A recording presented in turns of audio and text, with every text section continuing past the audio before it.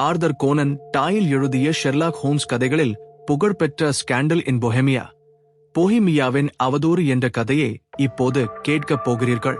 அதற்கு முன் நீங்கள் என்னுடைய இந்த யூடியூப் சேனலை சப்ஸ்கிரைப் செய்து, நீங்கள் இப்போது எங்கிருந்து எந்த நேரத்தில் இந்த கதையை கேட்டுக்கொண்டு இருக்கிறீர்கள் என்பதை காமெண்டில் பதிவு செய்யுங்கள். பொஹிமியாவின் அவதூறு பாகம் 1. சமீப காலமாக நான் ஹோம்ஸை அதிகமாக பார்க்கவில்லை. என் திருமணம் எங்களை ஒருவரிடமிருந்து ஒருவரை தூரமாக்கியிருந்தது. என் சொந்த முழுமையான மகிழ்ச்சியும் முதல் முறையாக ஒரு இல்லத்திற்கு தலைவனான ஒரு மனிதனை சுற்றி இருக்கும் குடும்பம் சார்ந்த பொறுப்புகளும் என் கவனத்தை முழுமையாக ஈர்த்து கொண்டன. அதே சமயம் ஹோம்ஸ் பேக்கர் ஸ்ட்ரீட்டில் உள்ள எங்கள் தங்குமிடத்திலேயே தங்கியிருந்தான்.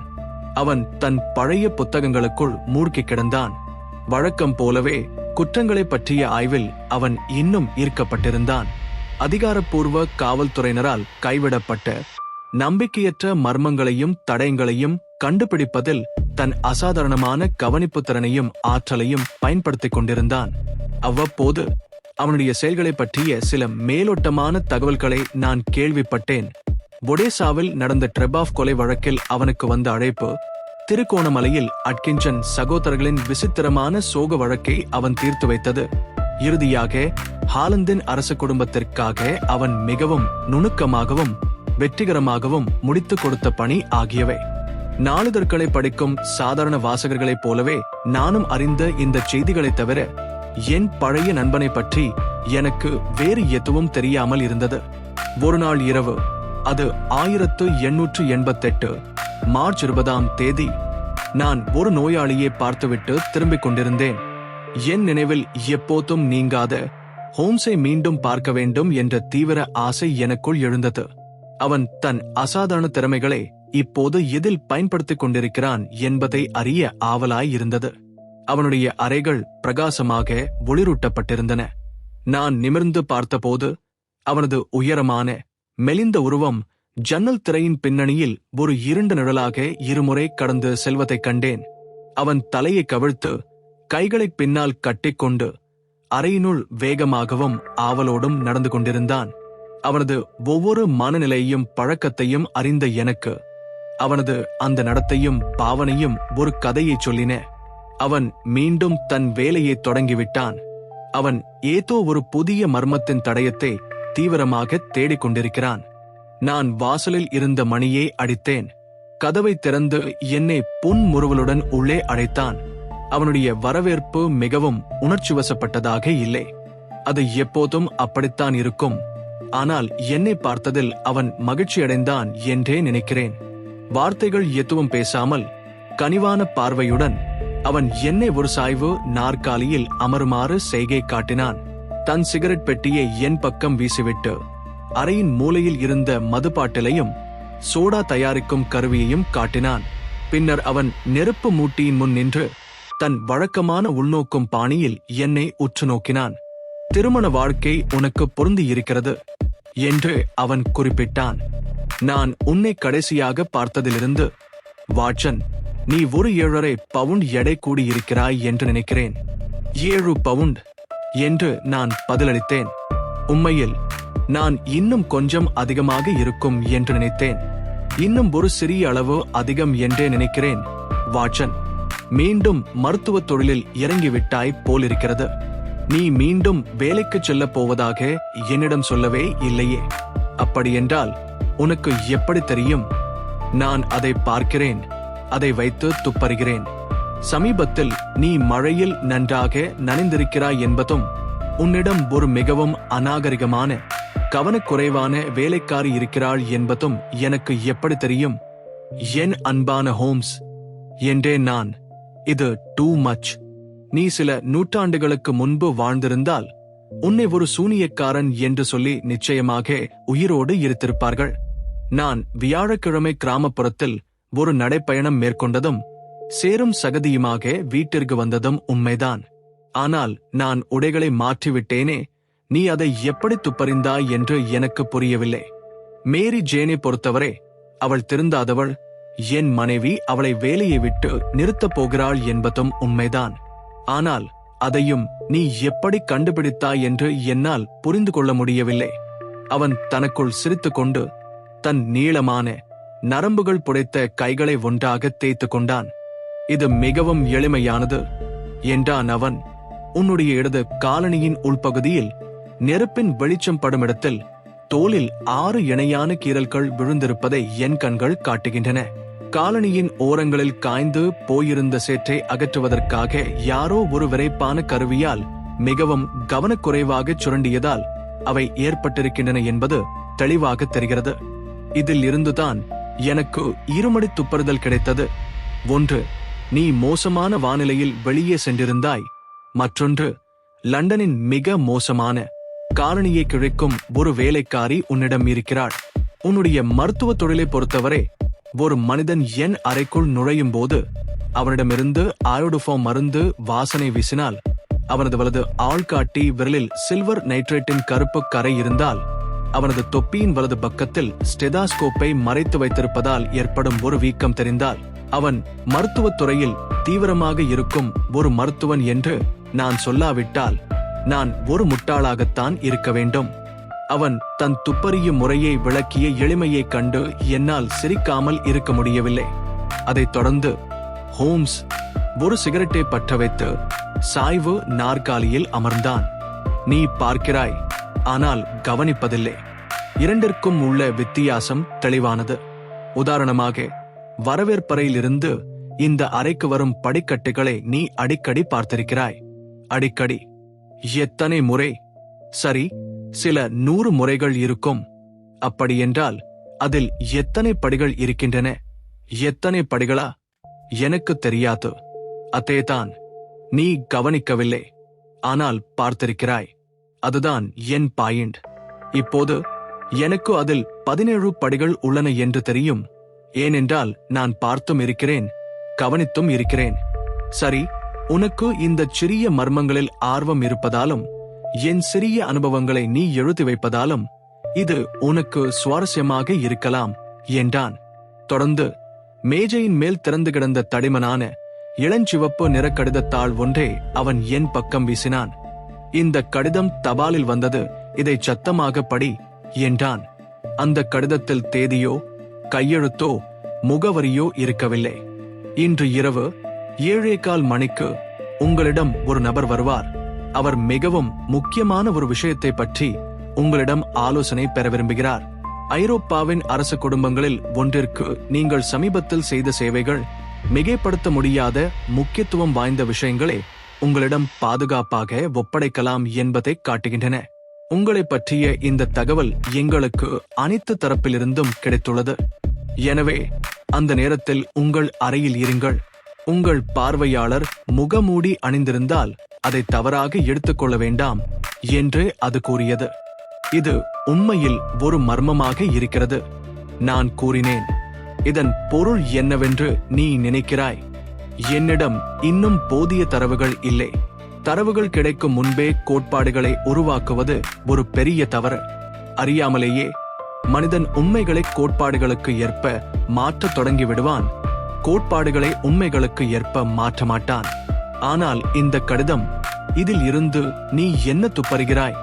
நான் அந்த எழுத்தையும் அது எழுதப்பட்டிருந்த தாளையும் கவனமாக ஆராய்ந்தேன். இதை எழுதியவர் நிச்சயமாக ஒரு வசதியான மனிதராகத்தான் இருக்க வேண்டும். இத்தகைய தாள்களை ஒரு பாக்கெட் அரை கிரவனுக்கு குறைவாக வாங்க முடியாது. இது விசித்திரமான வலிமையும் தடிமனும் கொண்டது. என் நண்பனின் முறையை பின்பற்ற முயன்றபடி நான் கூறினேன். விசித்திரமானது, அதுதான் சரியான வார்த்தை என்றான் ஹோம்ஸ். இது ஒரு ஆங்கிலத் தாளே அல்ல. இதை வெளிச்சத்திற்கு நேராக பிடி. நான் அப்படியே செய்தேன்.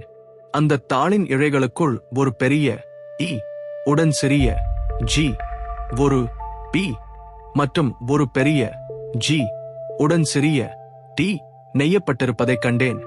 இதில் இருந்து நீ என்ன புரிந்து கொள்கிறாய் என்று கேட்டான் ஹோம்ஸ். இதை தயாரித்தவரின் பெயர் அல்லது அவருடைய முத்திரை என்று நினைக்கிறேன். இல்லவே இல்லை. சிறிய டி உடன் இருக்கும் ஜி என்பது ஜெசல்ஷாஃப்ட் என்பதை குறிக்கிறது. இது ஜெர்மன் மொழியில் நிறுவனம் என்று பொருள். இது நம்மூர் கோ போன்ற ஒரு சுருக்கம். பி என்பது நிச்சயமாக தாழ் என்பதை குறிக்கிறது. இப்போது இஜி என்பதை பார்ப்போம். நம் கண்டத்தின் புவியியல் அகராதியை பார்ப்போம். அவன் தன் அலமாரியிலிருந்து ஒரு தடிமனான பழுப்பு நிற புத்தகத்தை எடுத்தான். எக்லோ எக்யோனிட்ஸ் இதோ இருக்கிறது. எக்ரியா இது ஜெர்மன் பேசும் ஒரு நாடு. போஹிமியாவில் கார்ல்ஸ்பாட் நகருக்கு அருகில் உள்ளது. வாலன்ஸ்டீனின் மரணம் நடந்த இடமாகவும் அதன் ஏராளமான கண்ணாடி தொழிற்சாலைகள் மற்றும் காகித ஆலைகளுக்காகவும் இது பிரபலமானது. என் மகனே, இதில் இருந்து நீ என்ன நினைக்கிறாய் கூறிய அவனுடைய கண்கள் பிரகாசித்தன. அவன் தன் சிகரெட்டிலிருந்து ஒரு பெரிய நீல நிற புகைச்சுருளை வெற்றி களிப்போடு மேலே பறக்கவிட்டான். இந்த தாள் போஹிமியாவில் தயாரிக்கப்பட்டது என்றேன் நான். மிகச்சரியாக. இதை எழுதியவர் ஒரு ஜெர்மனியர். அந்த வாக்கியத்தின் விசித்திரமான அமைப்பை கவனித்தாயா? உங்களை பற்றிய இந்த தகவல் எங்களுக்கு அனைத்து தரப்பிலிருந்தும் கிடைத்துள்ளது. ஒரு பிரெஞ்சுக்காரனோ அல்லது ரஷ்யனோ இப்படி எழுதியிருக்க மாட்டான். ஜெர்மனியர்கள்தான் தங்கள் வினைச்சொற்களை இப்படி அநாகரிகமாக பயன்படுத்துவார்கள். எனவே போஹிமிய தாளில் எழுதி தன் முகத்தை காட்டுவதை விட முகமூடி அணிய விரும்பும் இந்த ஜெர்மனியருக்கு என்ன வேண்டும் என்பதை கண்டுபிடிப்பது மட்டும்தான் இப்போது பாக்கி. நான் தவறாக நினைக்கவில்லை என்றால் இதோ அவரே நம் சந்தேகங்களை தீர்க்க வந்துவிட்டார். அவன் பேசிக் கொண்டிருக்கும் போதே குதிரை லாடங்களின் சத்தமும் சாலையோரத்தில் வண்டியின் சக்கரங்கள் உராயும் சத்தமும் கேட்டது. அதைத் தொடர்ந்து வாசலில் இருந்த மணி பலமாக அடிக்கப்பட்டது. சத்தத்தை கேட்டால் ஜோடி குதிரைகள் என்று தோன்றுகிறது. ஜன்னல் வழியாக பார்த்தபடியே தொடர்ந்தான். ஆமாம், ஒரு அழகான சிறிய வண்டியும் 2 சிறந்த குதிரைகளும். ஒவ்வொன்றும் 150 கினியாக்கள் பெறும். இந்த வழக்கில் வேறு எதுவும் இல்லை என்றாலும் நல்ல பணம் இருக்கிறது வாட்சன். நான் கிளம்புவது நல்லது என்று நினைக்கிறேன் ஹோம்ஸ். இல்லை டாக்டர், அங்கேயே இரு. என் கதைகளை எழுதுபவர் நீங்கள். எனவே இப்போது நீங்கள் இங்கே இருப்பது அவசியம். மேலும் இது சுவாரஸ்யமாக இருக்கும் என்று தோன்றுகிறது. இதை தவற விடுவது வருத்தத்திற்குரியது. ஆனால் உன்னுடைய வாடிக்கையாளர், அவரை பற்றி கவலைப்படாதே. எனக்கு உன் உதவி தேவைப்படலாம், அவருக்கும் தேவைப்படலாம். இதோ அவர் வருகிறார். அந்த சாய்வு நாற்காலியில் உட்கார்ந்து உன் முழு கவனத்தையும் கொடு. படிக்கட்டுகளிலும் நடைபாதையிலும் கேட்ட ஒரு மெதுவான கனமான அடிச்சுவடு வாசலுக்கு வெளியே சரியாக வந்து நின்றது. பின்னர் ஒரு உரத்த அதிகாரப்பூர்வமான தட்டல் சத்தம் கேட்டது. உள்ளே வாருங்கள் என்றான் ஹோம்ஸ். உள்ளே நுழைந்த மனிதன் குறைந்தது 6 அடி 6 அங்குல உயரமாவது இருப்பான். ஹெர்குலிஸ் போன்ற மார்பும் கால்களும் அவனுக்கு இருந்தன. அவனுடைய உடை மிகவும் ஆடம்பரமாக இருந்தது. அது இங்கிலாந்தில் ஒரு மோசமான ரசனை என்றே கருதப்படும். அவனது இரட்டை மார்பு கோட்டின் கைகளிலும் முன்பக்கத்திலும் அஸ்ட்ராகான் ஆட்டுக்குட்டியின் தடிமனான உரோமப்பட்டைகள் தைக்கப்பட்டிருந்தன. அவனது தோள்களில் தொங்கிய ஆழமான நீல நிற மேலங்கி நெருப்பு நிறப்பட்ட துணியால் வரிசையாக அமைக்கப்பட்டிருந்தது. அது கழுத்தில் ஒரு ஒளிரும் பெரில் இரத்தினக் கல்லால் ஆன பதக்கத்தால் கட்டப்பட்டிருந்தது. அவனது கெண்டைக்கால் வரை நீண்டிருந்த காலணிகள் அதன் மேல் பகுதியில் பழுப்பு நிற உரோமங்களால் அலங்கரிக்கப்பட்டிருந்தன. அவனது ஒட்டுமொத்த தோற்றமும் ஒரு காட்டு மிராண்டித்தனமான ஆடம்பரத்தின் உணர்வை ஏற்படுத்தியது. அவன் கையில் ஒரு அகலமான தொப்பியை வைத்திருந்தான். அவனது முகத்தின் மேல் பகுதியில் கன்னத்து எலும்புகள் வரை நீடித்த ஒரு கருப்பு முகமூடியை அணிந்திருந்தான். அவன் உள்ளே நுழையும் போது அவனது கை இன்னும் அதன் மேல் இருந்ததால் அதை அவன் அந்த நிமிடத்தில்தான் சரி செய்திருக்க வேண்டும் என்று தெரிந்தது. முகத்தின் கீழ் பகுதியை பார்க்கும்போது அவன் தடிமனான தொங்கும் உதடுகளையும் பிடிவாதத்தின் எல்லைக்கு செல்லும் மன உறுதியை காட்டும் நீண்ட நேரான தாடையையும் கொண்ட ஒரு பலமான குணாதிசயமுடைய மனிதனாக தோன்றினான். என் கடிதம் கிடைத்ததா என்று அவன் ஒரு ஆழமான கரடு முரடான குரலில் பலமான ஜெர்மன் உச்சரிப்புடன் கேட்டான். நான் வருவேன் என்று சொல்லி இருந்தேன். அவன் எங்களில் யாரை நோக்கி பேசுவது என்று தெரியாமல் இருவரையும் மாறி மாறி பார்த்தான். தயவு செய்து அமருங்கள் என்றான் ஹோம்ஸ். இவர் என் நண்பரும் சக ஊழியருமான டாக்டர் வாட்சன். இவர் எப்போதாவது என் வழக்குகளில் எனக்கு உதவுகிறார். உங்களை நான் எப்படி அழைக்கலாம்? நீங்கள் என்னை கவுண்ட் வான் கிராம் என்று அழைக்கலாம். நான் ஒரு போஹிமிய பிரபு. உங்களுடைய இந்த நண்பர் ஒரு கண்ணியமான மற்றும் ரகசியத்தை காக்கும் மனிதர் என்றும் மிக முக்கியமான ஒரு விஷயத்தை இவரிடம் நம்பி ஒப்படைக்கலாம் என்றும் நான் புரிந்து கொள்கிறேன். அப்படி இல்லை என்றால் நான் உங்களுடன் மட்டும் தனியாக பேச விரும்புகிறேன். நான் கிளம்புவதற்காக எழுந்தேன். ஆனால் ஹோம்ஸ் என் மணிக்கட்டை பிடித்து என்னை மீண்டும் நாற்காலியில் அமரச் செய்தான். என்னிடம் நீங்கள் சொல்லக்கூடிய எதையும் இந்த மனிதரிடமும் சொல்லலாம். அந்த கவுண்ட் தன் அகலமான தோள்களை குலுக்கினார். அப்படியென்றால் நான் தொடங்குகிறேன். நீங்கள் இருவரும் 2 ஆண்டுகளுக்கு இந்த விஷயத்தை முற்றிலும் ரகசியமாக வைத்திருப்பதாக எனக்கு வாக்குறுதி அளிக்க வேண்டும். அந்த நேரத்தின் முடிவில் இந்த விஷயத்திற்கு எந்த முக்கியத்துவமும் இருக்காது. தற்போது இது ஐரோப்பிய வரலாற்றிலேயே ஒரு தாக்கத்தை ஏற்படுத்தக்கூடிய அளவு எடை வாய்ந்தது என்று சொன்னால் அது மிகையாகாது. நான் வாக்குறுதி அளிக்கிறேன் என்றான் ஹோம்ஸ். நானும். இந்த முகமூடிக்காக என்னை மன்னியுங்கள் என்று தொடர்ந்தார் எங்களின் விசித்திரமான பார்வையாளர். என்னை வேலைக்கு அமர்த்திய அந்த உன்னதமான நபர் அவருடைய ஏஜென்ட் உங்களுக்கு யாரென்று தெரியக்கூடாது என்று விரும்புகிறார். நான் இப்போது என்னை அழைத்துக் கொண்ட பெயர் சரியாக என்னுடைய பெயர் அல்ல என்பதை நான் இப்போதே ஒப்புக்கொள்கிறேன். நான் அதை அறிவேன் என்றான் ஹோம்ஸ் வறட்சியாக. சூழ்நிலைகள் மிகவும் நுட்பமானவை, மேலும் ஒரு பெரிய அவதூறாக மாறக்கூடிய மற்றும் ஐரோப்பாவின் அரச குடும்பங்களில் ஒன்றே கடுமையாக பாதிக்கக்கூடிய விஷயத்தை அடக்க அனைத்து முன்னெச்சரிக்கை நடவடிக்கைகளும் எடுக்கப்பட வேண்டும். வெளிப்படையாக சொல்வதானால் இந்த விஷயம் போஹிமியாவின் பரம்பரை மன்னர்களான ஆர்ம்ஸ்டைன் வம்சத்தை உள்ளடக்கியது. நானும் அதை அறிவேன் என்று முணுமுணுத்தபடி ஹோம்ஸ் தன் நாற்காலியில் சாய்ந்து கண்களை மூடிக்கொண்டான். எங்கள் பார்வையாளர் ஐரோப்பாவின் மிக கூர்மையான பகுத்தறிவாளர் என்றும் மிகவும் சுறுசுறுப்பான ஏஜென்ட் என்றும் தனக்கு விவரிக்கப்பட்ட அந்த மனிதனின் சோம்பேறித்தனமான சாய்ந்திருக்கும் உருவத்தைக் கண்டு சற்றே ஆச்சரியத்துடன் பார்த்தார். ஹோம்ஸ் மெதுவாக தன் கண்களை திறந்து தன் பிரம்மாண்டமான வாடிக்கையாளரை பொறுமையின்றி பார்த்தான். உங்கள் மகாராஜா அவர்கள் தங்கள் வழக்கை விளக்கினால் நான் உங்களுக்கு சிறந்த ஆலோசனைகளை வழங்க முடியும் என்று அவன் குறிப்பிட்டான். அந்த மனிதன் தன் நாற்காலியிலிருந்து குதித்து எழுந்து கட்டுப்படுத்த முடியாத பதற்றத்துடன் அறையினுள் மேலும் கீழும் நடந்தார். பின்னர் விரக்தியின் ஒரு செய்கையுடன் தன் முகத்திலிருந்து முகமூடியை கிழித்து தரையில் எறிந்தார். நீங்கள் சொல்லுவது சரிதான் என்று கத்தினார். நான் தான் ராஜா. நான் ஏன் அதை மறைக்க முயல வேண்டும்? ஏன் மறைக்க வேண்டும்? நீங்கள் பேசுவதற்கு முன்பே நான் கேசல்ஃபெல்ஸ்டீனின் மகா பிரபுவும் போஹிமியாவின் பரம்பரை மன்னருமான வில்ஹெல்ம் கோட்ரிச் சிகிஸ்மண்ட் வான் ஆம்ஸ்டனிடம் பேசுகிறேன் என்பதை நான் அறிந்திருந்தேன் என்று கூறினான் ஹோம்ஸ். ஆனால் உங்களால் புரிந்து கொள்ள முடியும் என்று அந்த விசித்திரமான பார்வையாளர் மீண்டும் அமர்ந்து தன் உயர்ந்த வெள்ளை நெற்றியில் கையை தடவியபடி கூறினார். இத்தகைய வேலைகளை நானே நேரில் செய்வதற்கு நான் பழகியவன் அல்ல என்பதை உங்களால் புரிந்து கொள்ள முடியும். ஆனாலும் விஷயம் மிகவும் நுட்பமானது என்பதால் என்னை ஒரு ஏஜென்ட்டிடம் ஒப்படைத்து அவனுடைய கட்டுப்பாட்டிற்குள் நான் செல்ல விரும்பவில்லை. உங்களிடம் ஆலோசனை பெறுவதற்காகவே நான் பிராக் நகரிலிருந்து ரகசியமாக வந்திருக்கிறேன். சரி, உங்கள் பிரச்சனையை கூறுங்கள் என்று சொல்லிவிட்டு ஹோம்ஸ் மீண்டும் தன் கண்களை மூடிக்கொண்டான். உண்மைகள் சுருக்கமாக இவைதான். சுமார் 5 ஆண்டுகளுக்கு முன்பு வார்சாவுக்கு நான் சென்றிருந்த ஒரு நீண்ட பயணத்தின் போது புகழ்பெற்ற சாகச பெண்ணான ஏரின் ஆட்லரின் அறிமுகம் எனக்கு கிடைத்தது. அந்த பெயர் நிச்சயமாக உங்களுக்கு பரிச்சயமானதாக இருக்கும். டாக்டர், தயவு செய்து அவளை என் குறிப்பேட்டில் தேடிப்பார். கண்களை திறக்காமலேயே முணுமுணுத்தான் ஹோம்ஸ்.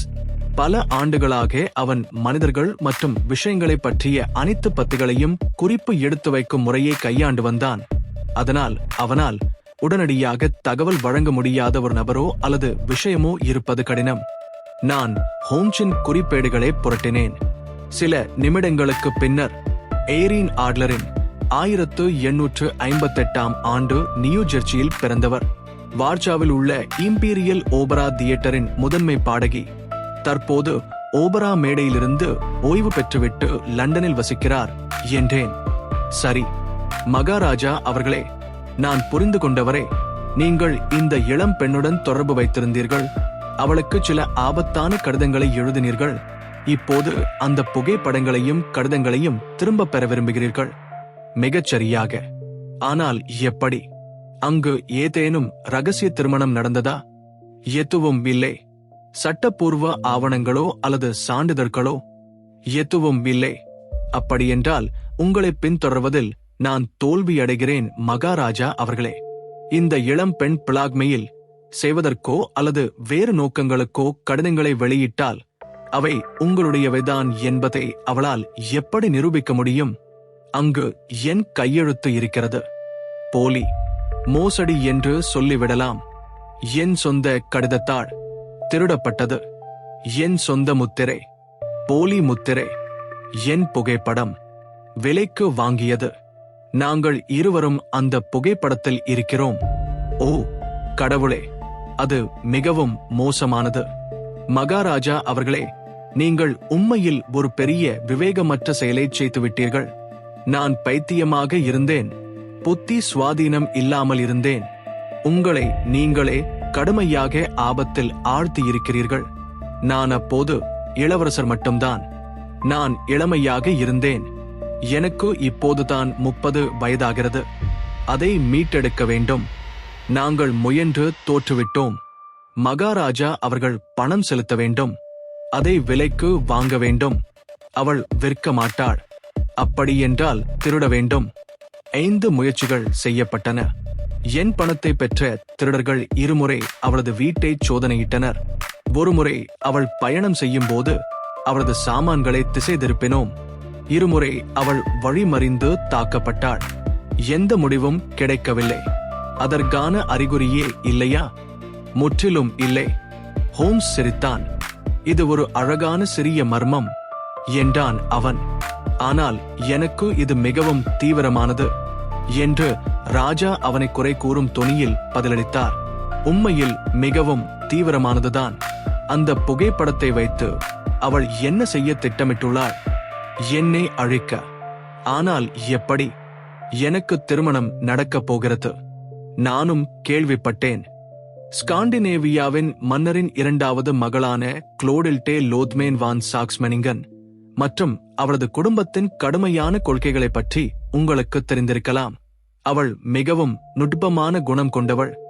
என் நடத்தை பற்றிய ஒரு சிறிய சந்தேகம் கூட இந்த திருமணத்தை முடிவுக்கு கொண்டு வந்துவிடும். எய்ரீன் ஆட்லர் அவர்களுக்கு அந்த புகைப்படத்தை அனுப்புவதாக மிரட்டுகிறாள். அவள் அதை செய்வாள் என்று எனக்கு உறுதியாக தெரியும். உங்களுக்கு அவளை பற்றி தெரியாது. ஆனால் அவள் எக்கு போன்ற ஆன்மா கொண்டவள். அவள் மிக அழகான பெண்ணின் முகத்தையும் மிக உறுதியான மனிதனின் மனதையும் கொண்டிருக்கிறாள். நான் வேறு ஒரு பெண்ணை திருமணம் செய்து கொள்வதை அவள் விரும்பவில்லை. எனவே எந்த எல்லைக்கும் செல்வாள். எந்த எல்லைக்கும். அவள் இன்னும் அதை அனுப்பவில்லை என்பதில் நீங்கள் உறுதியாக இருக்கிறீர்களா? நான் உறுதியாக இருக்கிறேன். ஏன்? ஏனென்றால் நிச்சயதார்த்தம் பொதுமக்களுக்கு அறிவிக்கப்படும் நாளில் அதை அனுப்புவதாக அவள் சொல்லியிருக்கிறாள். அது வரும் திங்கட்கிழமை. ஓ, அப்படியென்றால் நமக்கு இன்னும் 3 நாட்கள் இருக்கின்றன. தற்போது நான் கவனிக்க வேண்டிய 2 முக்கியமான விஷயங்கள் உள்ளன. மகாராஜா அவர்கள் தற்போது லண்டனிலேயே தங்குவீர்கள் அல்லவா? நிச்சயமாக. நீங்கள் என்னை லாங்ஹாமில் கவுண்ட் வான் கிராம் என்ற பெயரில் பார்க்கலாம். அப்படியென்றால் நான் எங்கள் முன்னேற்றத்தை பற்றி உங்களுக்கு ஒரு கடிதம் எழுதுகிறேன். தயவு செய்து எழுதுங்கள். நான் மிகுந்த எதிர்பார்ப்புடன் இருப்பேன்.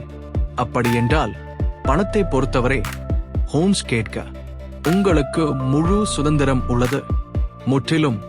அந்த புகைப்படத்தை பெறுவதற்காக என் ராஜ்யத்தின் மாகாணங்களில் ஒன்றை கூட நான் கொடுப்பேன் என்று உங்களிடம் சொல்கிறேன்.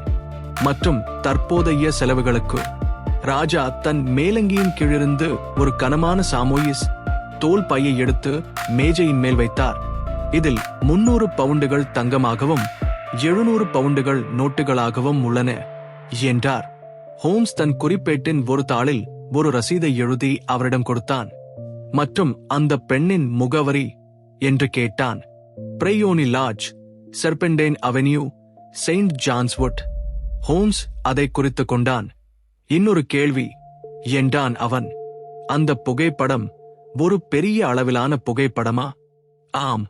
அப்படியென்றால் குட்நைட் மகாராஜா அவர்களே, விரைவில் உங்களுக்கு ஒரு நல்ல செய்தி கிடைக்கும் என்று நான் நம்புகிறேன். மற்றும் குட்நைட் வாட்சன். அரச வண்டியின் சக்கரங்கள் தெருவில் உருண்டோடும் சத்தம் கேட்டபோது அவன் மேலும் கூறினான், நாளை மதியம் 3 மணிக்கு நீ இங்கு வர முடிந்தால் இந்த சிறிய விஷயத்தை பற்றி உன்னுடன் பேச விரும்புகிறேன்.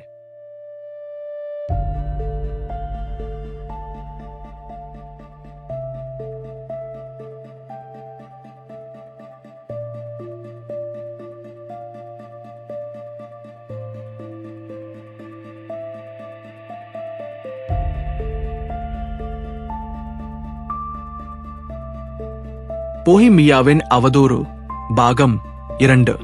சரியாக 3 மணிக்கு நான் பேக்கர் ஸ்ட்ரீட்டில் இருந்தேன். ஆனால் ஹோம்ஸ் இன்னும் திரும்பியிருக்கவில்லை. அவன் காலையில் 8 மணிக்கு சற்று பின்னரே வீட்டிலிருந்து புறப்பட்டுச் சென்றதாக வீட்டு உரிமையாளர் பெண்மணி என்னிடம் கூறினார். அவன் எவ்வளவு நேரம் கழித்து வந்தாலும் அவனுக்காக காத்திருக்க வேண்டும் என்ற எண்ணத்துடன் நான் நெருப்பு மூட்டியின் அருகில் அமர்ந்து கொண்டேன். அவனுடைய இந்த துப்பறிதலில் எனக்கு ஏற்கனவே மிகுந்த ஆர்வம் ஏற்பட்டிருந்தது. ஏனென்றால் நான் ஏற்கனவே பதிவு செய்த 2 குற்றங்களைப் போல இதில் எந்தவொரு கொடூரமான அல்லது விசித்திரமான பின்னணியும் இல்லை என்றாலும் இந்த வழக்கின் தன்மையும் அவனது வாடிக்கையாளரின் உயர்ந்த அந்தஸ்தும் இதற்கு ஒரு தனித்துவமான குணத்தை கொடுத்திருந்தன. உண்மையில் என் நண்பன் கையில் எடுத்திருந்த விசாரணையின் தன்மையை தாண்டி ஒரு சூழ்நிலையை அவன் தன் கட்டுப்பாட்டில் வைத்திருக்கும் விதம், அவனது கூர்மையான ஊடுருவும் பகுத்தறிவு ஆகியவற்றை படிப்பது எனக்கு ஒரு தனி மகிழ்ச்சியை தந்தது. மிக கடினமான, அவிழ்க்க முடியாத மர்மங்களை அவன் அவிழ்க்கும் வேகமான, நுட்பமான முறைகளை பின்பற்றுவது எனக்கு பிடிக்கும். அவனுடைய தொடர் வெற்றிகளுக்கு நான் பழகிவிட்டதால் அவன் தோற்றுப்போவான் என்ற எண்ணமே என் மனதில் எழாமல் போய்விட்டது. மணி 4 நெருங்கிக் கொண்டிருந்த போது கதவு திறக்கப்பட்டது. அழுக்கான தோற்றத்துடன், கலைந்த தலைமுடி, கன்னத்து மீசை, வீங்கிய முகம் மற்றும் கிழிந்த ஆடைகளுடன் ஒரு குடிகார குதிரை வண்டிக்காரன் அறைக்குள் நுழைந்தான். என் நண்பனின் விசித்திரமான மாறுவேட திறமைகளுக்கு நான் பழகியிருந்த போதிலும் அது அவன்தான் என்பதை உறுதிப்படுத்திக் கொள்ள நான் 3 முறை அவனை கூர்ந்து பார்க்க வேண்டியிருந்தது. அவன் தலையசைத்துவிட்டு படுக்கையறைக்குள் மறைந்தான். 5 நிமிடங்களில் வழக்கம் போல கம்பளி ஆடை அணிந்து கண்ணியமான மனிதனாக வெளியே வந்தான். தன் கைகளை பாக்கெட்டுகளுக்குள் நுழைத்துக் கொண்டு நெருப்பு மூட்டியின் முன்னால் கால்களை நீட்டி சில நிமிடங்கள் மனமாற உறக்கச் சிரித்தான். நிஜமாகவே என்னால் நம்ப முடியவில்லை என்று கத்தியவன் மீண்டும் சிரித்தபடி நாற்காலியில் சோர்ந்து விழும் வரை சிரித்துக் கொண்டே இருந்தான். என்ன விஷயம்? இது மிகவும் வேடிக்கையானது. இன்று காலையை நான் எப்படி செலவழித்தேன், இறுதியில் என்ன செய்து முடித்தேன் என்பதை உன்னால் ஒருபோதும் ஊகிக்க முடியாது. என்னால் கற்பனை கூட செய்ய முடியவில்லை. நீ மிஸ் ஐரீன் ஆட்லரின் பழக்க வழக்கங்களையும் ஒருவேளை அவரது வீட்டையும் கண்காணித்திருப்பாய் என்று நினைக்கிறேன். அதேதான். ஆனால் அதன் தொடர்ச்சி சற்று அசாதாரணமானது. சொல்கிறேன் கேள். இன்று காலை 8 மணிக்கு சற்று பிறகு வேலை இல்லாத ஒரு குதிரை வண்டிக்காரன் வேடத்தில் நான் வீட்டிலிருந்து புறப்பட்டேன். குதிரை வண்டிக்காரர்களிடையே ஒரு விசித்திரமான பரஸ்பர அனுதாபமும் ரகசிய குழு உணர்வும் உண்டு. நீ அவர்களில் ஒருவனாக மாறிவிட்டால் அங்கு தெரிந்து கொள்ள வேண்டிய அனைத்தையும் தெரிந்து கொள்ளலாம். நான் விரைவில் பிரையோனி லாட்ஜ் வீட்டை கண்டுபிடித்தேன். அது ஒரு அழகான சிறிய 2 அடுக்கு பங்களா. அதன் பின்புறம் ஒரு தோட்டம் இருந்தது. ஆனால் முன்பக்கம் நேராக சாலையை நோக்கியே கட்டப்பட்டிருந்தது. கதவில் சப் லாக்குகள் இருந்தன. வலது பக்கத்தில் ஒரு பெரிய வரவேற்பறை, நல்ல தளபாடங்களுடன் தரை வரை நீண்ட ஜன்னல்கள் இருந்தன. ஒரு குழந்தை கூட திறந்துவிடக்கூடிய அந்த விசித்திரமான ஆங்கில ஜன்னல் பூட்டுகள் அதில் இருந்தன. குதிரை வண்டி கொட்டகையின் மேலிருந்து அந்த நடைபாதை ஜன்னலை அடையலாம் என்பதை தவிர பின்புறத்தில் விசேஷமாக எதுவும் இல்லை. நான் அதைச் சுற்றி வந்து எல்லா கோணங்களில் இருந்தும் கவனமாக ஆராய்ந்தேன். ஆனால் சுவாரஸ்யமான வேறு எதுவும் தென்படவில்லை. பின்னர் நான் அந்த தெருவில் உலா வந்தேன். நான் எதிர்பார்த்தபடியே தோட்டத்துச் சுவருக்கு பக்கத்தில் ஒரு சந்து இருப்பதைக் கண்டேன். அங்கு குதிரைகளை துடைத்துக் கொண்டிருந்த ஆட்களுக்கு நான் உதவினேன். அதற்கு பதிலாக எனக்கு 2 பென்ஸ் பணம், 1 கிளாஸ் மது, 2 முறை புகைப்பதற்கான புகையிலே மற்றும் மிஸ் ஆட்லரை பற்றி எனக்கு தேவையான அனைத்து தகவல்களும் கிடைத்தன. அது மட்டுமல்லாமல் எனக்கு சிறிதும் ஆர்வமில்லாத அந்த பக்கத்து வீட்டுக்காரர்கள் சிலரின் வாழ்க்கை வரலாறுகளையும் நான் வேறு வழியின்றி கேட்க வேண்டியதாயிற்று. ஐரீன் ஆட்லரை பற்றி என்ன தெரிந்து கொண்டாய்? நான் கேட்டேன். ஓ, அவள் அந்த பகுதியில் உள்ள அத்தனை ஆண்களின் மனதையும் கவர்ந்திருக்கிறாள். இந்த பூமியிலேயே மிக அழகான பெண் அவள்தான் என்று அந்த சந்தில் உள்ள ஒவ்வொரு மனிதனும் கூறுகிறான். அவள் அமைதியாக வாழ்கிறாள், இசை நிகழ்ச்சிகளில் பாடுகிறாள், தினமும் மாலை 5 மணிக்கு வண்டியில் வெளியே சென்று சரியாக 7 மணிக்கு இரவு உணவிற்கு திரும்புகிறாள். பாடும் நேரங்களைத் தவிர மற்ற நேரங்களில் அவள் வெளியே செல்வது அரிது. அவளுக்கு ஒரே ஒரு ஆண் பார்வையாளர் மட்டுமே உண்டு. ஆனால் அவர் அடிக்கடி வருகிறார். அவர் பார்ப்பதற்கு கருப்பாக, அழகாக, கம்பீரமாக இருக்கிறார். தினமும் ஒரு முறையாவது வராமல் இருக்க மாட்டார். சில நேரங்களில் 2 முறை கூட வருவார். அவர் இன்னர் டெம்பிளைச் சேர்ந்த வழக்கறிஞர் காட்ஃப்ரே நாட்டன். குதிரை வண்டிக்காரரிடம் ரகசியம் பேசுவதன் நன்மைகளை பார்த்தாயா? அவர்கள் அவரை பலமுறை அந்த சந்தில் இருந்து வீட்டிற்கு அழைத்துச் சென்றிருக்கிறார்கள். அவரை பற்றி அனைத்தும் அறிந்திருக்கிறார்கள். அவர்கள் சொன்ன அனைத்தையும் கேட்ட பிறகு நான் மீண்டும் பிரயோனி லாட்ஜ் அருகில் மேலும் கீழும் நடக்கத் தொடங்கினேன். என் அடுத்த கட்ட திட்டத்தை பற்றி யோசித்தேன். இந்த காட்ஃப்ரே நாட்டன் இந்த விஷயத்தில் ஒரு முக்கியமான காரணியாக இருந்தார். அவர் ஒரு வழக்கறிஞர். அது ஏதோ ஒரு ஆபத்தின் அறிகுறியாக தோன்றியது. அவர்களுக்குள் என்ன உறவு? அவர் ஏன் அடிக்கடி வந்து செல்கிறார்? அவள் அவருடைய வாடிக்கையாளரா, நண்பரா அல்லது காதலியா? முதலாவதாக இருந்தால் அவள் அந்த புகைப்படத்தை அவரிடம் பாதுகாப்பாக ஒப்படைத்திருக்கலாம். இரண்டாவதாக இருந்தால் அதற்கான வாய்ப்பு குறைவு. இந்த கேள்விக்கான பதிலில்தான் நான் பிரயோனி லாட்ஜில் என் வேலையை தொடர வேண்டுமா அல்லது டெம்பிளில் உள்ள அந்த மனிதரின் அறைக்கு என் கவனத்தை திருப்ப வேண்டுமா என்பது அடங்கியிருந்தது. இது ஒரு நுட்பமான புள்ளி. இது என் விசாரணையின் எல்லையை விரிவுபடுத்தியது. இந்த விவரங்களை சொல்லி உன்னை சலிப்படையச் செய்கிறேனோ என்று பயப்படுகிறேன். ஆனால் நீ இந்த சூழ்நிலையை புரிந்து கொள்ள வேண்டுமானால் என் சிறிய சிரமங்களை உனக்கு காட்ட வேண்டும். நான் உன்னை உன்னிப்பாக கவனித்துக் கொண்டிருக்கிறேன் என்று பதிலளித்தேன். நான் என் மனதில் இதை யோசித்துக் கொண்டிருந்த போதே ஒரு ஹேஞ்சம் வண்டி பிரயோனி லாட்ஜ் வாசலில் வந்து நின்றது. அதில் இருந்து ஒரு மனிதர் குதித்து இறங்கினார். அவர் குறிப்பிடத்தக்க அளவு அழகான மனிதராக இருந்தார். கருத்த நிறம், கூர்மையான மூக்கு, மீசை. நான் கேள்விப்பட்ட அதே மனிதர்தான் அவர் என்பதில் சந்தேகமில்லை. அவர் மிகுந்த அவசரத்தில் இருப்பதாக தோன்றியது. வண்டிக்காரனை காத்திருக்குமாறு கத்திவிட்டு கதவை திறந்த வேலைக்கார பெண்ணை கடந்து தன் சொந்த வீட்டிற்குள் நுழைவது போன்ற அதிகாரத்துடன் உள்ளே சென்றார். அவர் சுமார் அரை மணி நேரம் அந்த வீட்டிற்குள் இருந்தார். வரவேற்பறையின் ஜன்னல்கள் வழியாக அவர் மேலும் கீழும் நடப்பதையும் உணர்ச்சிவசப்பட்டு பேசுவதையும் கைகளை அசைப்பதையும் என்னால் அரைக்குறையாக பார்க்க முடிந்தது. அவளை என்னால் பார்க்க முடியவில்லை. சிறிது நேரத்தில் அவர் வெளியே வந்தார்.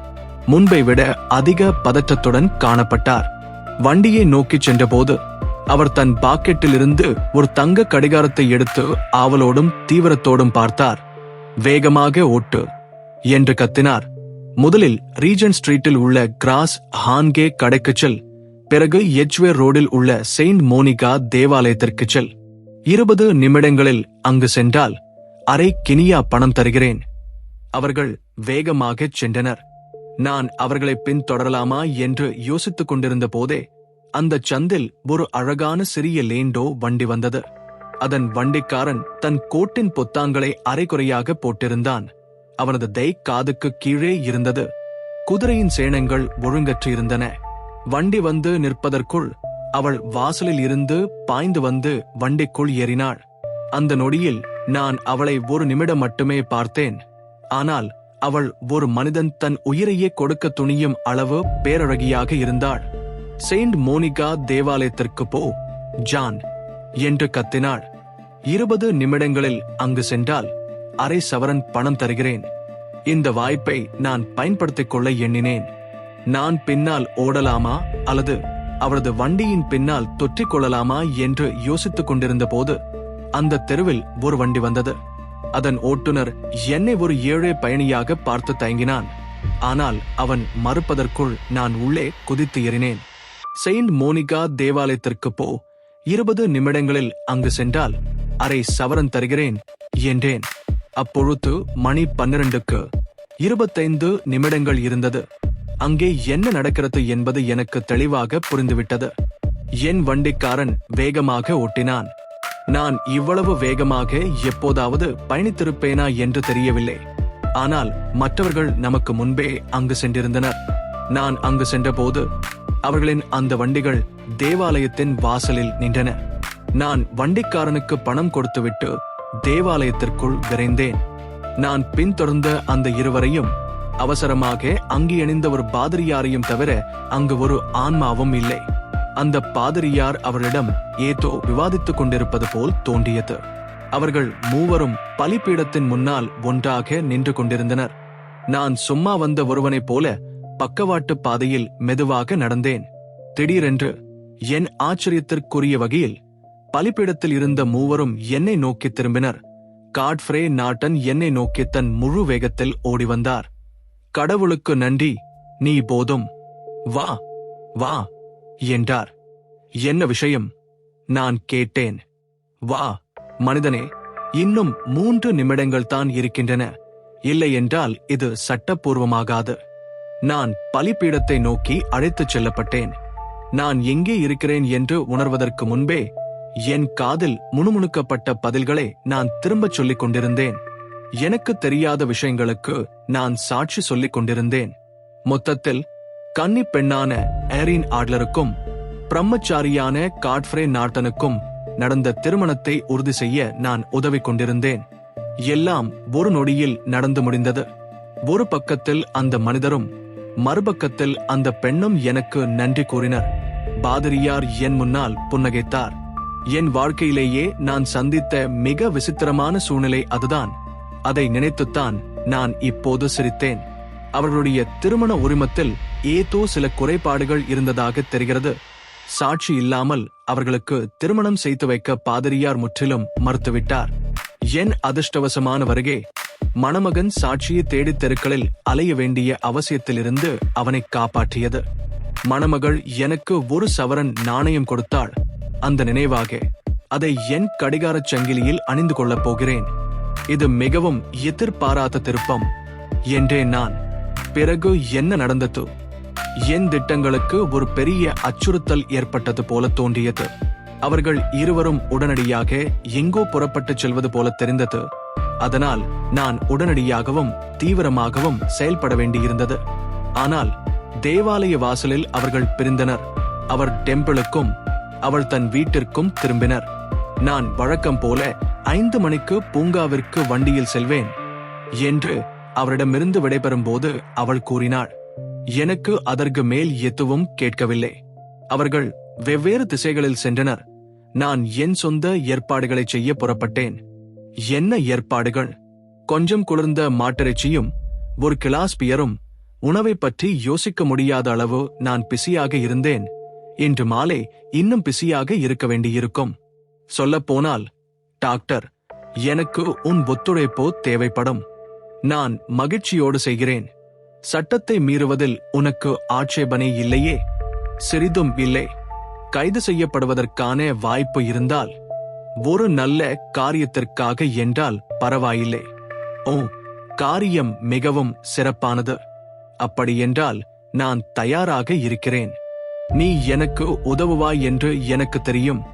ஆனால் நான் என்ன செய்ய வேண்டும் என்று நீ விரும்புகிறாய்? திருமதி டர்னர் சாப்பாட்டு தட்டை கொண்டு வந்ததும் நான் அதை உனக்கு விளக்குகிறேன். இப்போது வீட்டு உரிமையாளர் பெண்மணி கொண்டு வந்த எளிய உணவை ஆவலோடு சாப்பிட்டபடியே கூறினான். நான் சாப்பிடும் போதே இதை பற்றி பேச வேண்டும். ஏனென்றால் எனக்கு அதிக நேரமில்லை. இப்போது மணி 5 நெருங்குகிறது. இன்னும் 2 மணி நேரத்தில் நாம் சம்பவ இடத்திற்கு செல்ல வேண்டும். மிஸ் ஐரீன், அல்லது மேடம் என்று சொல்வதே சரி, 5 மணி சவாரியே முடித்துவிட்டு 7 மணிக்கு திரும்புவாள். அவளை சந்திக்க நாம் பிரயோனி லாட்ஜில் இருக்க வேண்டும். அதற்கு பிறகு என்ன செய்ய வேண்டும்? அதை நீ என்னிடம் விட்டுவிடு. அங்கே என்ன நடக்க வேண்டும் என்று நான் ஏற்கனவே ஏற்பாடு செய்துவிட்டேன். ஒரே ஒரு விஷயத்தில் மட்டும் நான் பிடிவாதமாக இருக்கிறேன். என்ன நடந்தாலும் நீ இடையில் தலையிடக்கூடாது. புரிகிறதா? நான் நடுநிலையாக இருக்க வேண்டுமா? எதுவும் செய்யக்கூடாது. அங்கே சில சிறிய விரும்பத்தகாத சம்பவங்கள் நடக்கலாம். அதில் நீ சேரக்கூடாது. அதன் முடிவில் நான் அந்த வீட்டிற்குள் கொண்டு செல்லப்படுவேன். 4 அல்லது 5 நிமிடங்களுக்கு பிறகு வரவேற்பறையின் ஜன்னல் திறக்கப்படும். நீ அந்த திறந்த ஜன்னலுக்கு அருகில் நிற்க வேண்டும். சரி, நீ என்னை உற்று நோக்க வேண்டும். ஏனென்றால் நான் உனக்கு தெரிவேன். சரி, நான் என் கையை இப்படி உயர்த்தும் போது நான் உனக்கு தருவதை நீ அறைக்குள் வீச வேண்டும். அதே நேரத்தில் தீ தீ என்று கத்த வேண்டும். நான் சொல்லுவது புரிகிறதா? முழுமையாக புரிகின்றது. இது ஒன்றும் பயங்கரமான பொருள் அல்ல. தன் பாக்கெட்டிலிருந்து ஒரு நீண்ட சிகரெட் வடிவ சுருளை எடுத்தபடி கூறினான். இது ஒரு சாதாரண பிளம்பரின் புகை ஏவுகணை. அதன் 2 முனைகளிலும் தானாகவே பற்றிக்கொள்ளும் வசதி உள்ளது. உன்னுடைய வேலை இத்துடன் முடிகிறது. நீ தீ என்று கத்தும்போது அங்கிருக்கும் மற்ற மக்களும் அதைத் தொடர்ந்து கத்துவார்கள். பின்னர் நீ தெருவின் முனைக்கு நடந்து செல்லலாம். 10 நிமிடங்களில் நான் உன்னோடு வந்து சேர்ந்து கொள்கிறேன். நான் சொன்னது தெளிவாக புரிந்தது அல்லவா? நான் நடுநிலையாக இருக்க வேண்டும். ஜன்னலுக்கு அருகில் செல்ல வேண்டும். உன்னை கவனிக்க வேண்டும். சிக்னல் கிடைத்ததும் இந்த பொருளை உள்ளே வீச வேண்டும். பின்னர் தீ என்று கத்த வேண்டும். தெருவின் மூலையில் உனக்காக காத்திருக்க வேண்டும். மிகச் சரியாக. அப்படியென்றால் நீ என்னை முழுமையாக நம்பலாம். மிக நன்று. நான் நடிக்க வேண்டிய புதிய பாத்திரத்திற்கு தயாராக வேண்டிய நேரம் வந்துவிட்டது என்று நினைக்கிறேன். அவன் தன் படுக்கையறைக்குள் மறைந்து சில நிமிடங்களில் ஒரு கனிவான எளிய மனம் கொண்ட பாதிரியாராக வெளியே வந்தான். அவனது அகலமான கருப்பு தொப்பி, தளர்வான பெயிண்ட், வெள்ளை டை, கனிவான புன்னகை மற்றும் அவனது ஒட்டுமொத்த தோற்றமும் ஒரு பரோபகார விசித்திர குணத்தை காட்டின. ஹோம்ஸ் தன் ஆடையை மட்டும் மாற்றிக் கொள்ளவில்லை.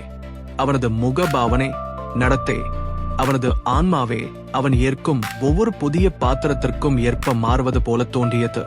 அவன் ஒரு துப்பறிவாளனாக மாறிய போது அறிவியல் உலகம் ஒரு சிறந்த பகுத்தறிவாளனை இழந்தது என்றால், நாடக உலகம் ஒரு சிறந்த நடிகனை இழந்தது என்றுதான் சொல்ல வேண்டும்.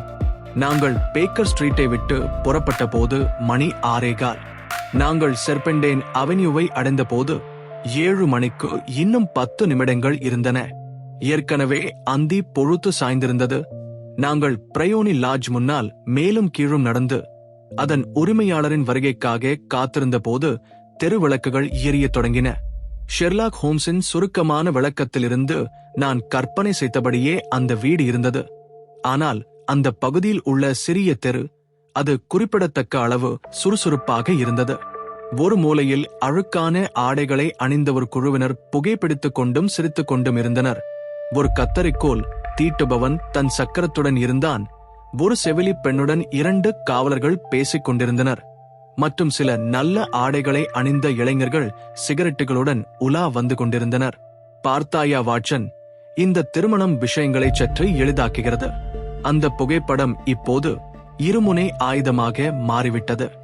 நம் வாடிக்கையாளர் தன் இளவரசின் கண்களில் அது படக்கூடாது என்று எவ்வளவு பயப்படுகிறாரோ அதே அளவு அவளும் அதை தன் கணவர் காட்ஃப்ரே நாட்டன் பார்ப்பதை விரும்ப மாட்டாள்.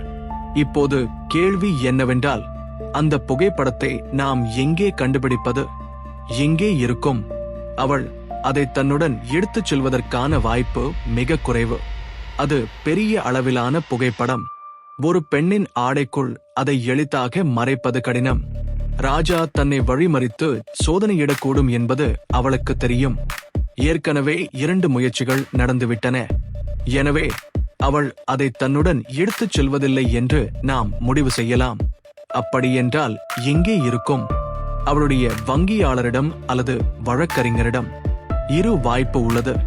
ஆனால் நான் அப்படி நினைக்கவில்லை. பெண்கள் இயற்கையிலேயே ரகசியங்களை காப்பவர்கள். அவர்கள் தங்கள் பொருட்களை தாங்களே மறைத்து வைக்க விரும்புகிறார்கள். அவள் ஏன் அதை வேறு யாரிடமாவது கொடுக்க வேண்டும்? அவள் தன் சொந்த பாதுகாப்பை நம்புவாள். ஆனால் ஒரு தொழிலதிபருக்கு என்ன அரசியல் செல்வாக்கு அல்லது அழுத்தம் கொடுக்கப்படும் என்பது அவளுக்கு தெரியாது. தவிர இன்னும் சில நாட்களில் அதை பயன்படுத்த அவள் முடிவு செய்திருந்தாள் என்பதை நினைவில் கொள். அவள் கைக்கு எட்டும் தூரத்தில்தான் அது இருக்க வேண்டும். அது அவளுடைய சொந்த வீட்டில்தான் இருக்க வேண்டும். ஆனால் அவளது வீட்டில் இருமுறை திருட்டு நடந்திருக்கிறதே. அவர்களுக்கு தேடத் தெரியவில்லை. ஆனால் நீ எப்படி தேடுவாய்? நான் தேட மாட்டேன். அப்புறம் அவளையே எனக்கு காட்ட வைப்பேன். ஆனால் அவள் மறுத்து விடுவாளே. அவளால் மறுக்க முடியாது. இதோ வண்டியின் சத்தம் கேட்கிறது. அது அவளுடைய வண்டிதான். இப்போது என் உத்தரவுகளை அப்படியே நிறைவேற்று.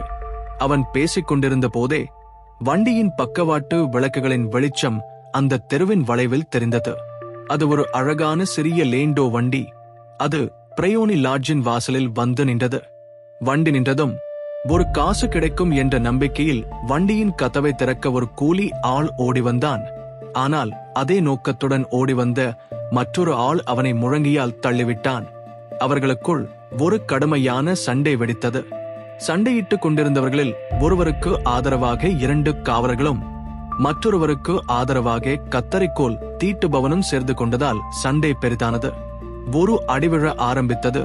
அடுத்த நொடியில் வண்டியிலிருந்து இறங்கிய அந்த பெண் கைகளாலும் தடிகளாலும் கொடூரமாக அடித்துக் கொண்டிருந்த மனிதர்களின் கூட்டத்திற்கு நடுவில் மாட்டிக்கொண்டாள்.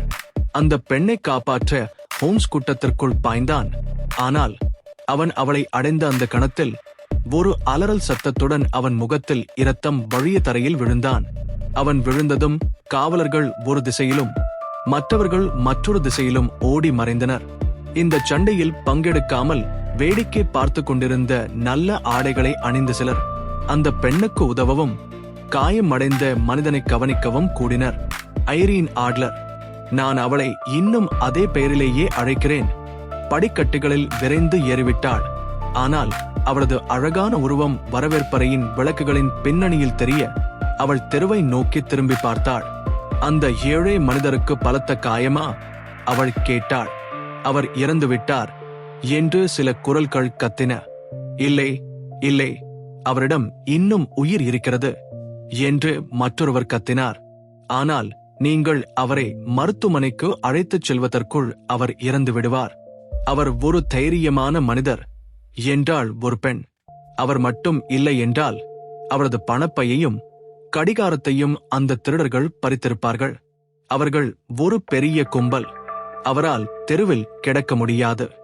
நாங்கள் அவரை உள்ளே கொண்டு வரலாமா அம்மா? நிச்சயமாக. அவரை வரவேற்பறைக்கு கொண்டு வாருங்கள். அங்கே ஒரு வசதியான சோபா இருக்கிறது. இந்த வழியாக வாருங்கள். தயவு செய்து. மெதுவாகவும் மரியாதையுடனும் அவன் பிரயோனி லாட்ஜிற்குள் கொண்டு செல்லப்பட்டு முதன்மை அறையில் கிடத்தப்பட்டான். நான் இன்னும் ஜன்னலுக்கு அருகில் என் இடத்திலிருந்து அனைத்தையும் கவனித்துக் கொண்டிருந்தேன். விளக்குகள் ஏற்றப்பட்டிருந்தன. ஆனால் ஜன்னல் திரைகள் இழுக்கப்படவில்லை. அதனால் ஹோம்ஸ் சோபாவில் கிடப்பதைக் கண்டேன். அவன் செய்யும் இந்த நாடகத்திற்காக அந்த நிமிடத்தில் அவனுக்கு ஏதேனும் வருத்தம் ஏற்பட்டதா என்று எனக்கு தெரியாது. ஆனால் நான் யாருக்கு எதிராக சதி செய்கிறேனோ அந்த அழகான பெண்ணையும் காயமடைந்த மனிதனுக்கு அவள் செய்த கனிவான உதவிகளையும் பார்த்தபோது என் வாழ்க்கையிலேயே நான் என்னை நினைத்து மிகவும் வெட்கப்பட்டேன். அப்படியிருந்தும் ஹோம்ஸ் என்னிடம் ஒப்படைத்த பணியிலிருந்து இப்போது பின்வாங்குவது அவனுக்கு செய்யும் துரோகமாகும். நான் என் மனதை கல்லாக்கிக் கொண்டு என் கோட்டின் கீழிருந்து அந்த புகை ஏவுகணையை எடுத்தேன். எல்லாவற்றிற்கும் மேலாக நாம் அவளுக்கு எந்த தீங்கும் செய்யவில்லை. அவள் மற்றவருக்கு தீங்கு செய்வதை தடுக்கிறோம் என்று எனக்குள் நினைத்துக் கொண்டேன். ஹோம்ஸ் சோபாவில் எழுந்து அமர்ந்தான். தனக்கு காற்று தேவை என்பது போல செய்கை செய்தான். ஒரு வேலைக்கார பெண் ஓடி வந்து ஜன்னலை திறந்து விட்டாள். அதே கணத்தில் அவன் தன் கையை உயர்த்தினான். சிக்னல் கிடைத்ததும் நான் அந்த ஏவுகணையை அறைக்குள் வீசி தீ தீ என்று கத்தினேன். அந்த வார்த்தை என் வாயிலிருந்து வந்த அடுத்த நொடி அங்கிருந்த ஒட்டுமொத்த கூட்டமும் நல்ல ஆடைகள் அணிந்தவர்கள், குதிரை வண்டிக்காரர்கள், வேலைக்கார பெண்கள் என அனைவரும் ஒன்றாகச் சேர்ந்து தீ என்று அலறினர். தடிமனான புகை மூட்டம் அறை முழுவதிலும் பரவி திறந்த ஜன்னல் வழியாக வெளியேறியது. உள்ளே மனிதர்கள் அங்குமிங்கும் ஓடுவதை நான் கண்டேன். ஒரு நிமிடம் கழித்து அது ஒரு தவறான எச்சரிக்கைதான் என்று உள்ளே இருந்து ஹோம்ஸின் குரல் அவர்களுக்கு உறுதியளிப்பதை கேட்டேன். நான் கத்திக் கொண்டிருந்த கூட்டத்தை கடந்து தெருவின் முனைக்குச் சென்றேன். 10 நிமிடங்களில் என் நண்பன் என் கையை பிடித்துக் கொண்டு அந்த இரைச்சலான இடத்திலிருந்து வெளியேறியதைக் கண்டு நான் மகிழ்ச்சியடைந்தேன். எச்வேர் ரோடை நோக்கிச் செல்லும் அமைதியான தெருக்களில் ஒன்றில் திரும்பும் வரை அவன் சில நிமிடங்கள் வேகமாக அமைதியாக நடந்தான். நீ அதை மிகவும் அழகாகச் செய்தாய், டாக்டர், அவன் குறிப்பிட்டான். இதைவிடச் சிறப்பாக எதுவும் இருந்திருக்க முடியாது. எல்லாம் சரியாக நடந்துவிட்டது. புகைப்படம் உன்னிடம் இருக்கிறதா? அது எங்கே இருக்கிறது என்று எனக்கு தெரியும். அதை எப்படி கண்டுபிடித்தாய்? நான் உன்னிடம் சொன்னபடியே அவளை எனக்கு காட்டினாள். எனக்கு இன்னும் எதுவும் புரியவில்லை. நான் இதை ஒரு மர்மமாக வைக்க விரும்பவில்லை என்று சிரித்துக்கொண்டே கூறினான். விஷயம் மிகவும் எளிமையானது. அந்த தெருவில் இருந்த அனைவரும் என் ஆட்கள் என்பதை நீ கவனித்திருப்பாய். அவர்கள் அனைவரும் இன்று மாலைக்காக என்னால் வேலைக்கு அமர்த்தப்பட்டவர்கள். நானும் அதை ஊகித்தேன். பின்னர் சண்டை வெடித்த போது என் உள்ளங்கியில் கொஞ்சம் ஈரமான சிவப்பு பெயிண்ட் வைத்திருந்தேன். நான் முன்னோக்கி ஓடி கீழே விழுந்து கையை முகத்தில் வைத்துக் கொண்டேன். அது ஒரு பரிதாபகரமான காட்சியாக மாறியது. இது ஒரு பழைய தந்திரம். அதையும் என்னால் புரிந்து கொள்ள முடிகிறது. பின்னர் அவர்கள் என்னை உள்ளே அழைத்துச் சென்றனர். அவள் என்னை உள்ளே அழைத்துச் செல்ல வேண்டிய கட்டாயத்தில் இருந்தாள். வேறு என்ன செய்ய முடியும்? நான் சந்தேகப்பட்ட அதே வரவேற்பறைக்குத்தான் என்னை அழைத்துச் சென்றனர். அது அவரது வரவேற்பறைக்கும் படுக்கையறைக்கும் இடையில் இருந்தது. இரண்டில் எது என்று பார்க்க நான் உறுதியாக இருந்தேன். அவர்கள் என்னை ஒரு சோபாவில் கிடத்தினர். நான் காற்றுக்காக செய்கை செய்தேன். அவர்கள் ஜன்னலை திறக்க வேண்டியதாயிற்று. உனக்கு உன் வாய்ப்பு கிடைத்தது. அது உனக்கு எப்படி உதவியது? அதுதான் மிக முக்கியமானது. ஒரு பெண்ணுக்கு தன் வீடு தீப்பற்றி எரிகிறது என்று தோன்றும் போது அவளது இயல்பு உள்ளுணர்வு அவளுக்கு மிகவும் மதிப்புமிக்க பொருளை நோக்கித்தான் அவளை ஓட வைக்கும். அது ஒரு சக்தி வாய்ந்த தூண்டுதல். நான் 1க்கு மேற்பட்ட முறை இதை பயன்படுத்தியிருக்கிறேன். டார்லிங்டன் மாற்று அவதூறு வழக்கிலும் ஆன்சோட் கோட்டை வழக்கிலும் இது எனக்கு பயன்பட்டது. திருமணமான ஒரு பெண் தன் குழந்தையை அள்ளிக்கொள்வாள். திருமணமாகாத ஒரு பெண் தன் நகை பெட்டியை நோக்கி ஓடுவாள். இப்போது நம் இன்றைய பெண்ணுக்கு நாம் தேடும் அந்த பொருளை விட மதிப்புமிக்கது அந்த வீட்டில் வேறு எதுவும் இல்லை என்பது எனக்கு தெளிவாக தெரிந்தது. அதை பாதுகாக்க அவள் விரைவாள். தீ எச்சரிக்கை மிகச் சிறப்பாக செய்யப்பட்டது. அந்த புகையும் சத்தமும் எக்கு போன்ற மன உறுதி கொண்டவர்களின் நரம்புகளையும் உலுக்கக்கூடியது. அவள் மிக அழகாக பதிலளித்தாள். அந்த புகைப்படம் வலது பக்க மணி இழுப்பானுக்கு சற்று மேலே உள்ள ஒரு நகரும் பேனலின் பின்னால் உள்ள ஒரு ரகசிய இடத்தில் உள்ளது. அவள் ஒரு நொடியில் அங்கு சென்று அதை அரைகுறையாக வெளியே எடுத்தபோது நான் அதை பார்த்தேன். நான் அது தவறான எச்சரிக்கை என்று கத்தியதும் அவள் அதை மீண்டும் உள்ளே வைத்துவிட்டு அந்த ஏவுகணையை பார்த்துவிட்டு அறையை விட்டு ஓடினாள். அதற்கு பிறகு நான் அவளை பார்க்கவில்லை. நான் எழுந்து மன்னிப்பு கேட்டுவிட்டு அந்த வீட்டிலிருந்து தப்பினேன். அந்த புகைப்படத்தை உடனே எடுக்கலாமா என்று நான் யோசித்தேன். ஆனால் அவரது வண்டிக்காரன் உள்ளே வந்து என்னை உன்னிப்பாக கவனித்துக் கொண்டிருந்ததால் காத்திருப்பது பாதுகாப்பானது என்று தோன்றியது. அதிக அவசரம் எல்லாவற்றையும் கெடுத்துவிடும். இப்போது என்ன செய்ய வேண்டும்? நான் கேட்டேன். நம் தேடுதல் கிட்டத்தட்ட முடிந்துவிட்டது. நாளை நான் ராஜாவுடனும் நீ வர விரும்பினால் உன்னுடனும் அங்கு செல்வேன். நாம் அந்த வரவேற்பறையில் அவளுக்காக காத்திருக்க அழைக்கப்படுவோம்.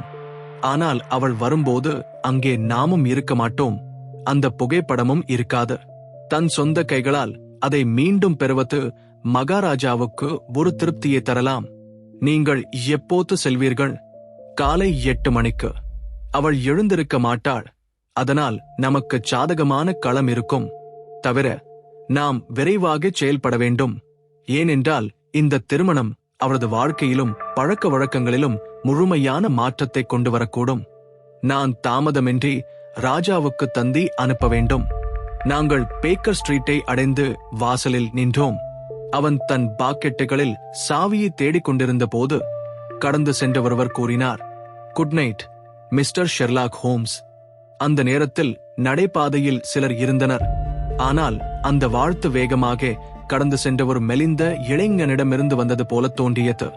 அந்த குரலை நான் இதற்கு முன்பே கேட்டிருக்கிறேன். மங்கலான வெளிச்சம் இருந்த தெருவை உற்று பார்த்தபடியே ஹோம்ஸ் கூறினான், அது யாராக இருக்கும் என்று எனக்கு ஆச்சரியமாக இருக்கிறது. உங்களை போன்ற ஒரு பலமான எதிரியால் பின் தொடரப்படும் போது தப்பி ஓடுவதே சிறந்த வழி என்று நாங்கள் இருவரும் நினைத்தோம்.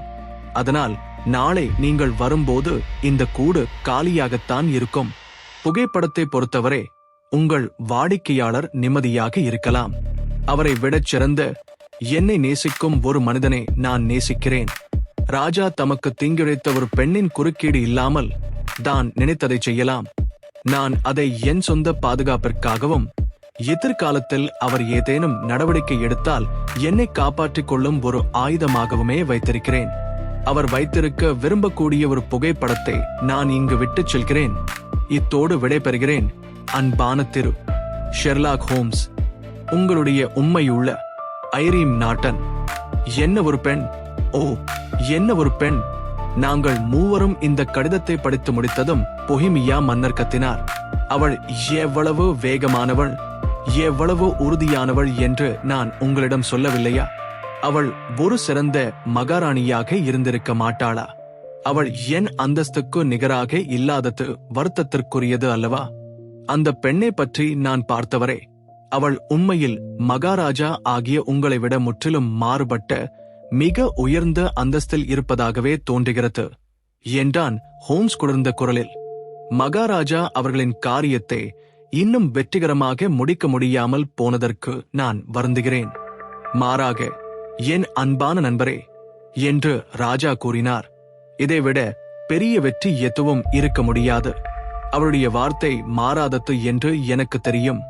அந்த புகைப்படம் இப்போது நெருப்பில் வெந்து சாம்பலானது போல பாதுகாப்பானது.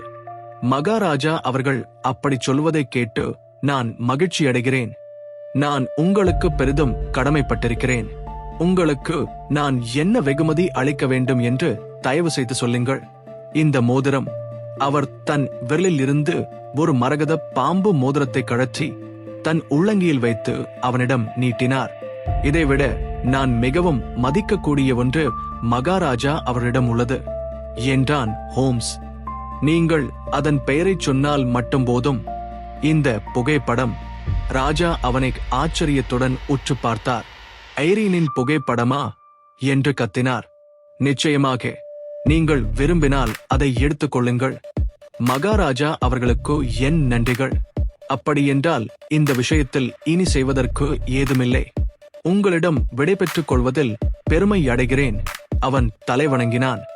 ராஜா தனக்கு நேராக நீட்டிய கையை கவனிக்காதது போல திரும்பி என்னுடன் தன் அறைக்கு புறப்பட்டான். இப்படித்தான் ஒரு பெரிய அவதூறு பொஹிமியா ராஜ்யத்தை பாதிக்கவிருந்தது.